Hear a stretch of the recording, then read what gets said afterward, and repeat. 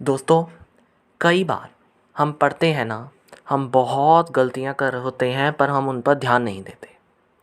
हमें ये नहीं पता चलता हम क्या गलती कर रहे हैं, हमें क्यों लॉस हुआ, कैसे हम स्टडी में पीछे रह गए, क्या कारण था, क्यों हमारा सिलेबस कंप्लीट नहीं हो पाया। इन सब कारणों के पीछे एक मेन कारण है जो हमें स्टडी में पीछे कर देता है।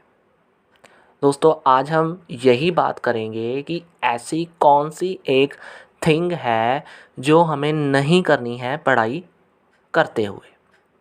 यानी अगर आप कुछ पढ़ रहे हो तो आपको क्या ऐसा नहीं करना है जो आप करते हो। पता क्या है?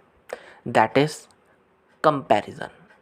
स्टडी में कंपैरिजन, आपस में कंपैरिजन।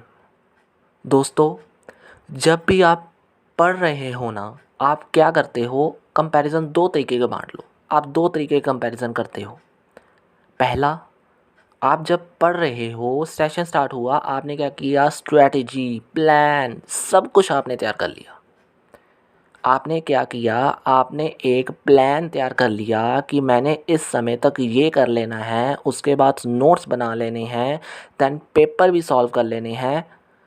एग्ज़ाम्स के 2 वीक्स या 1 मंथ पहले आपने सारी तैयारी कर लेनी है।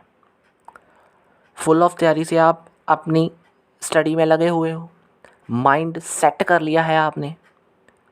पर क्या हुआ? हाफ सेशन जब कवर हुआ ना, आपने एक गलती कर दी। ज़्यादातर करते हैं और कर भी रहे हैं।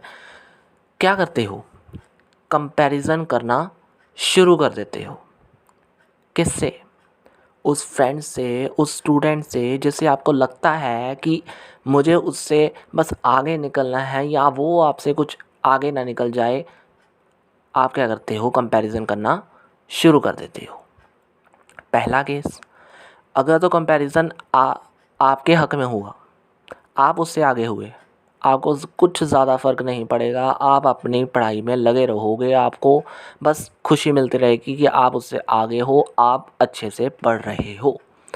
ज़्यादातर लेकिन होता क्या है? दूसरा केस, आपने उससे कंपैरिजन किया, देखा और आपको ये पता लग गया कि उसकी तो प्रिपरेशन आपसे भी ज़्यादा हो गई है। उसने तो नोट्स भी बना लिए हैं, उसने तो आपसे बहुत ज़्यादा तैयारी कर ली है। तो आप सोचने लग गए भाई कि टाइम टेबल के अकॉर्डिंग तो मेरी अभी इतनी भी तैयारी नहीं हुई। लेकिन आपने दोस्तों ये ध्यान में दे दिया कि आपकी इतनी तैयारी नहीं हुई।